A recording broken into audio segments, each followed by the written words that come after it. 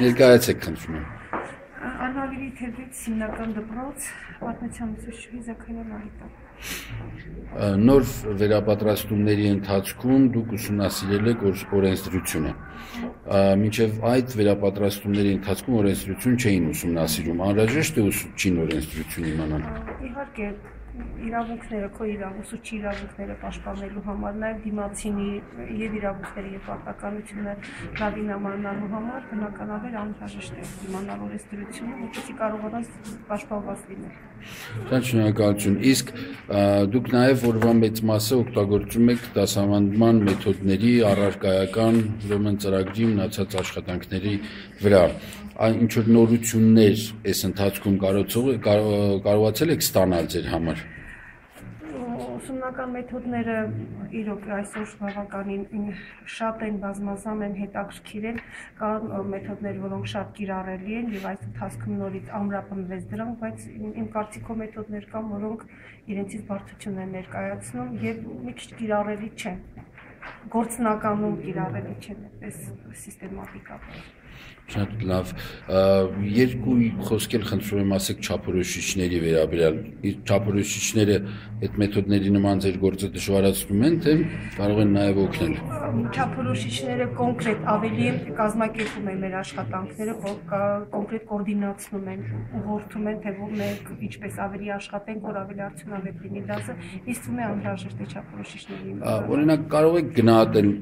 մի դաս պլանավորելու համար, որը օգտագործենք չափորոշիչ, գնահատման մեթոդավորություն, հիմնավոր լավ դաս պլանավորենք, ինչքան ժամանակ կծախսեք։ Ինձ թվում է այդ մի քիչ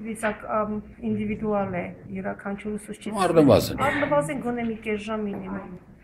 Կես ժամ մինիմում։ Դուք այսօր քանի դաս ունեիք։ 1 ժամ ունեի, թեմատիկ աշխատանք էի նախատեսել 7-րդ դասարանում։ Ընդհանուր ինչքան է ձեր ծանրաբեռնվածությունը։ 9 ժամ։ 9 ժամ, թեթև է։ Մեր դպրոցում բոլորը 9 ժամ ունեն։ Շատ լավ, շատ լավ։ Իմ խոսքս նրան էր վերաբերվում, եթե ուսուցիչը օրական ունի 5-6 ժամ, իր ժամանակը մինիմում, դա կես ժամը մինիմում է, եթե հանգամանորեն նախապատրաստվենք դասի, դա դեռ չափորոշիչներ, լրացուցիչ գրականություն, նոր մեթոդները, որոնք մենք դեռ նոր ենք մտա։ Մենք հանձնվելու իրավունք չունենք։ Լուծումը ո՞րն է այդ դեպքում։ Լուծումը ճիշտն ասած մի քիչ յուրաքանչյուր դասի համար այսօրվա չափորոշիչներով, պահանջներով նաև նյութական մեծ խնդիրներ է առաջացնում յուրաքանչյուր դասի համար այդ թղթերի օգտագործումը այսպես նաև պատկերացրեք ինչքան ենք մենք